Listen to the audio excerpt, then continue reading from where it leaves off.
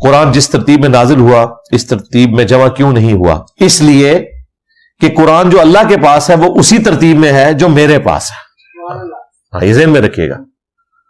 قرآن اسی ترتیب میں تھا, اللہ نے اسے مختلف موقع پر نازل کیا ڈیفرنٹ سٹائل میں, تاکہ جو واقعہ ہو اس واقعے کے اوپر کمنٹری آئے اور صحابہ کرام کا دل اللہ تعالیٰ مضبوط کرے. قرآن میں آیا نا کہ ہم ٹھہر ٹھہر کے قرآن اس لیے نازل کر رہے ہیں تاکہ تمہارا دل مضبوط کرے.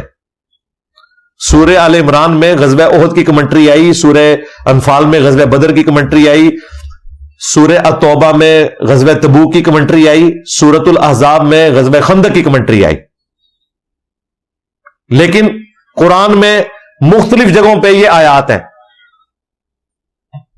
اللہ تعالیٰ کے پاس مصحف میں یہ ترتیب تھی, جب جب ضرورت پڑی وہ آیات نازل ہوتی چلی گئی. جس طرح کہ کوئی آئین لکھا جاتا ہے, اس میں سپوز 300 شکیں ہیں, تو اب یہ ضروری تو نہیں ہے کہ پہلی دفعہ پہلی شک اپلائی ہوگی کسی کے اوپر. ہو سکتا ہے 295 جا کے اپلائی ہو.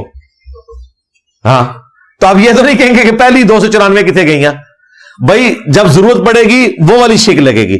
تو قرآن اللہ کے پاس اسی ترتیب میں ہے, لہذا اس ترتیب کی کوئی ٹینشن لینے کی ضرورت نہیں ہے کہ جی نازل کس ترتیب میں ہوا تھا. بل ہوا قرآن مجید فی لوح محفوظ, لوح محفوظ میں یہ ترتیب ہے.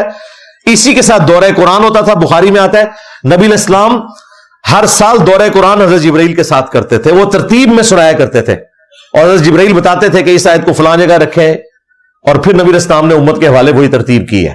اور جس سال آپ کی وفات ہوئی اس سال 2 دفعہ دورہ قرآن ہوا, اور حضور علیہ السلام کو اندازہ ہو گیا کہ اب میں آخری یہ میرا دورہ قرآن ہے, اگلے سال میں زندہ نہیں رہوں گا. اسی کی خبر انہوں نے سیدہ فاطمہ کو دی تھی تو وہ رو پڑی تھی, جو بخاری مسلم میں آیا, اور پھر انہیں بتایا کہ تم جنتی عورتوں کی سردار ہو, تو وہ اس پہ مسکرا پڑی. یہ جو کرسچن بشپ تھا مارمری امینول, اس نے جو قرآن پہ اسلام پہ 5 اعتراضات کیے تھے, اس کے جواب میں نے اس ٹاپک کو ڈسکس کیا ہے. میں